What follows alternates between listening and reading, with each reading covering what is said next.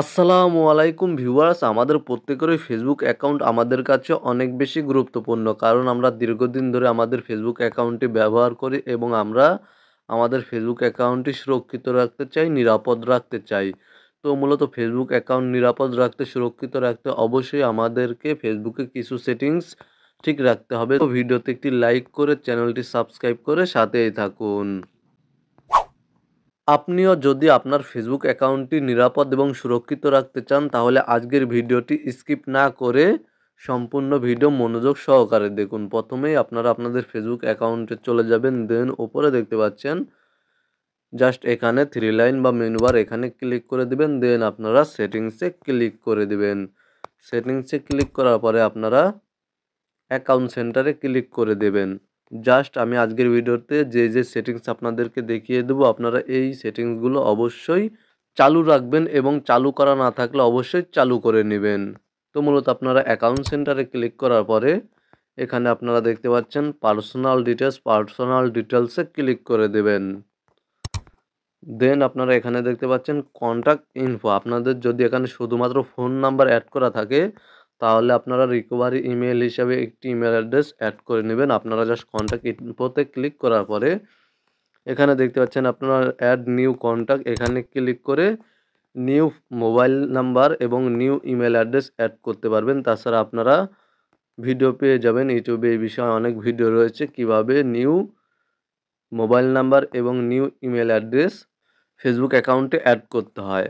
তো মূলত আপনারা অবশ্যই রিকভারি একটি ইমেল অ্যাড্রেস অ্যাড করে নেবেন আপনাদের ফেসবুক অ্যাকাউন্টে।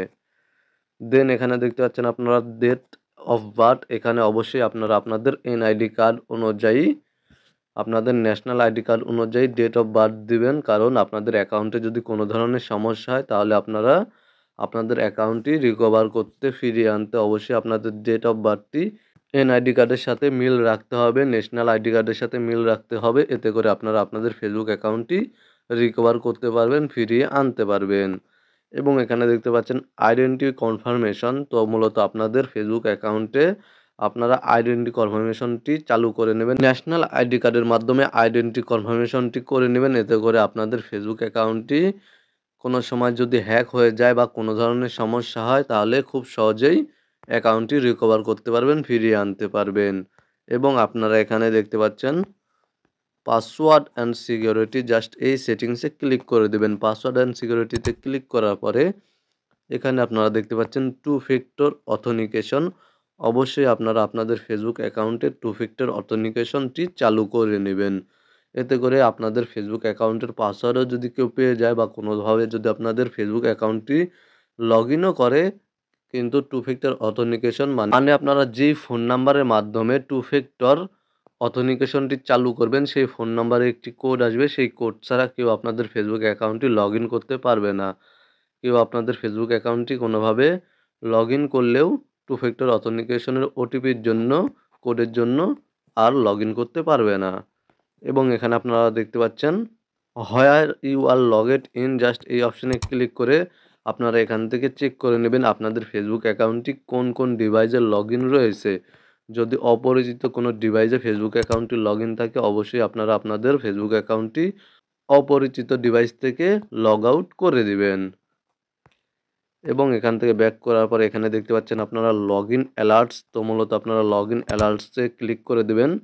দেন আপনাদের ফেসবুক অ্যাকাউন্টের উপরে ক্লিক করে দিবেন এবং এখানে দেখতে পাচ্ছেন আপনারা ইন অ্যাপ নোটিফিকেশন ইমেইল।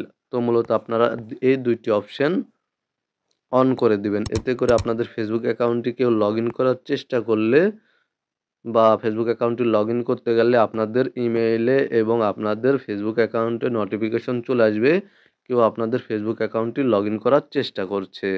তাই আপনারা অবশ্যই এই দুইটি অপশন অন করে নেবেন।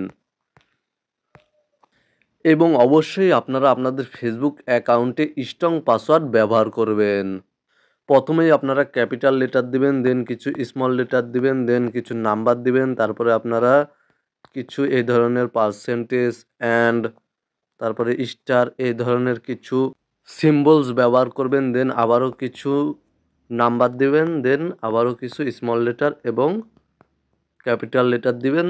এবং আপনারা এই ধরনের পাসওয়ার্ড আপনাদের ফেসবুক অ্যাকাউন্টে সেট করবেন, তাহলে আপনাদের ফেসবুক অ্যাকাউন্টটি সহজে হ্যাক হবে না বা আপনাদের ফেসবুক অ্যাকাউন্টটি নিরাপদ থাকবে এবং আপনারা আপনাদের মোবাইল ফোনে অন্য কারো ইমেল অ্যাকাউন্ট ব্যবহার করবেন না বা আপনার ইমেল অ্যাকাউন্টটি অন্য কারো মোবাইলে লগইন করবেন না।